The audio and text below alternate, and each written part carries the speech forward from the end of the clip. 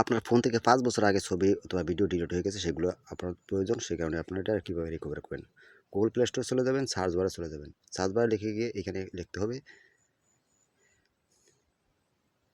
DIS, sorry, এই যে ডিসপ্লেতে লেখা আছে সেটা লিখে সার্চ দেবেন। সার্চ দেওয়ার পরে একটি অ্যাপ্লিকেশন চলে আসবে, সেই অ্যাপ্লিকেশনটা আপনারা ইনস্টল করে দেবেন। আমি এটা ইনস্টল করে নিচ্ছি। ইনস্টল করা পর্যন্ত পাস করলাম, এই যে ইনস্টল হয়ে গেলো। এখন ওপেনে ক্লিক করবেন। ওপেনে ক্লিক করার পর আপনাদের সামনে এরকম ইন্টারফেসে নিয়ে আসবে।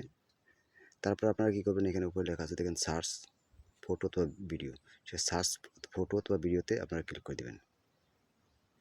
সার্চে ক্লিক করার পর এখানে গো টু সেটিংসে চলে যাবে। গো টু সেটিংসে চলে যাওয়ার পর এখানে পারমিশনটা অ্যালাউ করে দেবেন। পারমিশনটা অ্যালাউ করে দিয়ে এখান থেকে ব্যাক করে চলে যাবেন। ব্যাক করে যাওয়ার পর আপনাদের এখানে আবার অ্যালাউ দিয়ে দিবেন। অ্যালাউ দেওয়ার পর দেখেন নিচে কিন্তু আমার ফাইলগুলো কিন্তু অলরেডি আবার কিন্তু চলে আসতেছে ফোনে।